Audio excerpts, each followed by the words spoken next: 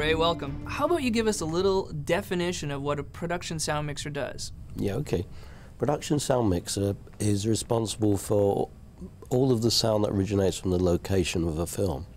That includes the dialogues, any effects, room tones, atmoses. So basically, everything at the location end is production sound mixer. How did you get into filmmaking and actually end up on the sound team? Okay, well, I'm from London. I was working in the post-production sound side in a capacity that no longer exists. It was sound transfer. And basically, you know, the guys came back from location and I would throw the 1/4-inch tape on an Agra and make sure that the sound on the tape got transferred for the editorial stage. So not only was it a kind of quite an exacting technical job to make sure that you didn't lose quality across that analog jump, but it was also, artistically it was useful because it taught me how to listen. So I'd be listening to the quality of sound and asking them questions about how they achieved it.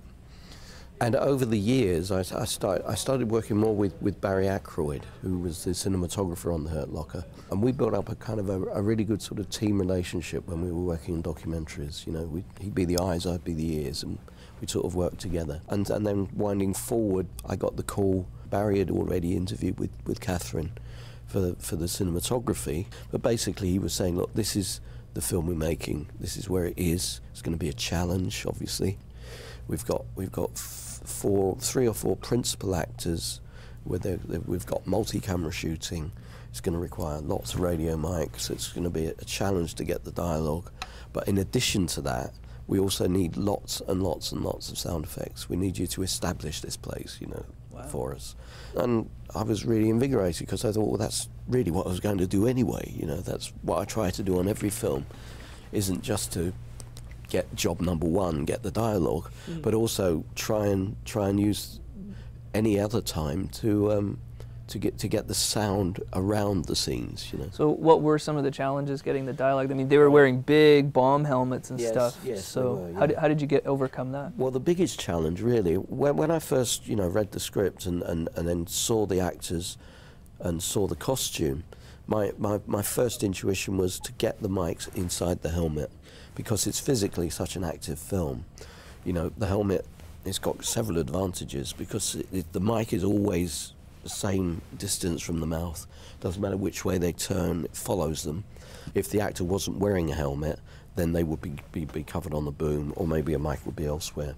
Throughout the film, really, we were always trying to get as close to the action as possible in whatever way we could, you know, almost in a documentary way. You know, you sort of put all the mics on the actors, let them go, and then you record it. Each scene was another piece of documentary, you know, that we had to then...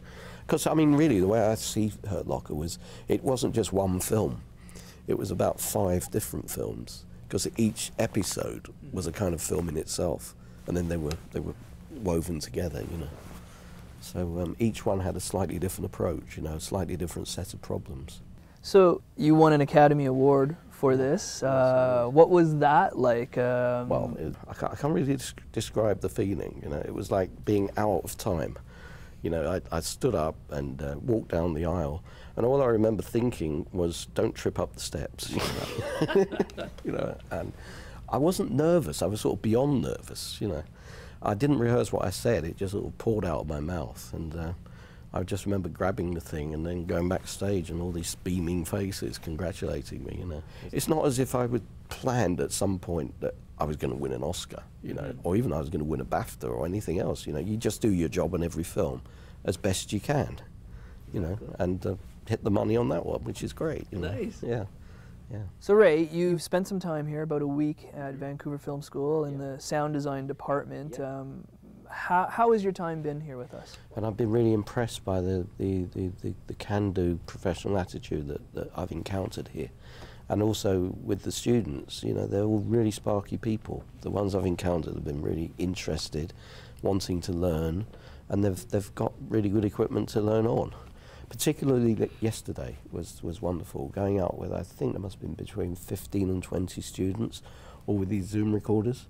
And the instructor was I thought, wonderful, that he was, you could tell he was really instilling a sense of wonder about sound, you know. He was teaching them to listen.